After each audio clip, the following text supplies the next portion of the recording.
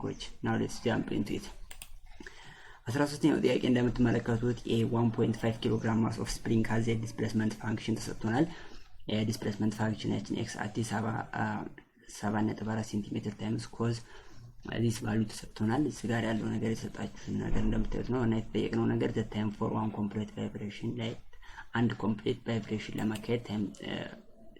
calculate አድርጉ the force constant spring constant which means can ፈልጉ maximum speed of the mass the maximum force of the mass the position እንደዚህ አይነት ፈተና ጥያቄ ፋይናል ፈተናችሁ ላይ ሊመጣ ይችላል ማለት የሆነ ነገር ይሰጣችሁና እንደዚህ አይነት ብዙ ነገር እንጠይቅ ስለዚህ በደንብ ወርክአውት ምናምን ነገር ካለው ብዙ ማርክም ሊኖረው ስለሚችል በደንብ ይሄን ጥያቄ እንዴት እንደሆነ ማረዳት አለባችሁ ሌላም ሳይሆን እንደዚህ አይነት ጥያቄዎችን ተለማመዱ ሃይስኩል እንደምታውቁት ከ50 ወይም ከ60 ቢሆን ፋይናል ፈተናችሁ ልክ እዛ ላይ 60 ጥያቄ ምናምን ወጥቶ ምናምን አንድ ማርክ ያለው ምናምን ነበር ግን እንደዚህ ዩኒቨርሲቲ ስትገቡ አንድ ጥያቄ 10 ማርክ 15 ማርክ ያለው ሁለተኛም ሶስተኛም ስትሆኑ ደግሞ ጥያቄው ያንስና ብዙ ማርክ ያለው ነገር ነው የሚሆነውና ስለዚህ እንደዚህ አይነት ጥያቄ መጣና ብዙ ማርክ ያለው ጥያቄ መስል ቀላል ነው ጥያቄዎችን ተሰርታላችሁ ግን እንዳትሸወዱ እንደዚህ አይነት ጥያቄዎችን በዛ የሚሉ ጥያቄዎችን በደንብ ለማየት ሞክሩ ዛሬን ጥያቄ በደንብ እንሰራለን እዚህ ጋር የተሰጠን ነገር ምንድነው ማስ ተሰጥቶናል 1.5 ኪሎ ግራም ይሄ ጋር ደግሞ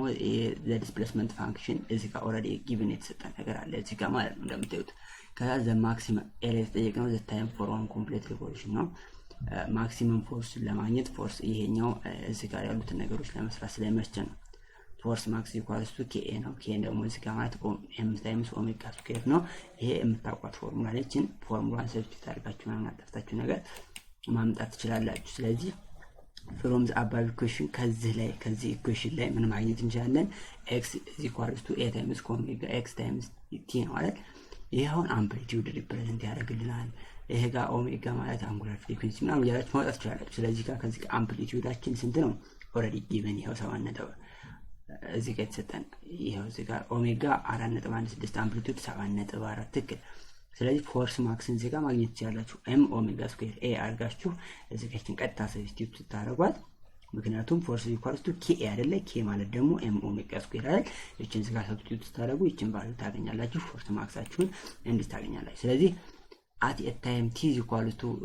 1 second ላይ x at t ምን ይሆናል ሲችን ታይሟን ሰብስቲቱት ታደርጓትና ሙሉ ታቃላችሁ በኋላ ኔጌቲቭ 0.125 ሜትር ታገኛላችሁ ማለት ነው 0.125 ሜትር ታገኛላችሁ ፎርሙላ ላይ ቀጥታ ሰብስቲቱት ታደርጉና መስራት ነው በጣም ቀላል ነው ከዛ በኋላ ምን እንደምታደርጉት የሚቀጥሉትን ጥያቄዎች ነው የምትሰሩት the time for one complete vibration BC ያሉት ላይ ማለት ስለዚህ እነኛ ጥያቄዎች ለመስራት ስፒዱን ለማግኘት እንግዲህ እዚህ ጋር በጣም የምታውቁትና ኔክስት ኢንጂነሪንግ ምናምን ተማሪዎች ከሆናችሁ ዳይናሚክስ ላይ ተማሩታላችሁ መሆን የማይጠበቅባችሁ ነው ለማወቅ ዳይናሚክስ ቱቶሪያል ላይ ኢንጂነሪንግ ተማሪዎች ስራዎቹ በጣም ብዙ ጥያቄዎች አሉ በዚህ የሚሰሩ the time derivative of vector ማለት ምን ማለት እንደሆነ 12ኛ ክፍል አንዳንድ ጊዜ ፈተናችሁ ላይ ይመጣሉ ለምሳሌ velocity ማለት the derivative of displacement with respect to time እንደሆነ acceleration ማለት ደግሞ the second derivative of displacement with respect to time ወይም ደግሞ velocity displacementን አንድ ጊዜ ደሪቬት ታደርጉትና ደግሞ እንደገና ደግሞ ዲፈረንሺየት ታደርጉት የምታገኙት ማለት ነው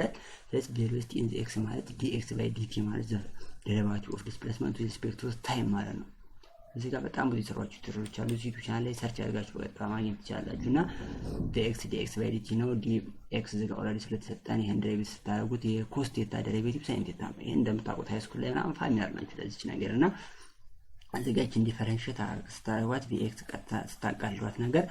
ይሄ ይመጣላችኋል ይሄን ስታካፍሉት 0.34 አገኛችሁ ማለት ነው ስፒድ ኢን ኤክስ ዳይሬክሽን አክሰለሬሽኑን ደግሞ ለማግኘት ቀደም እንደነገርኳችሁ ቬሎሲቲ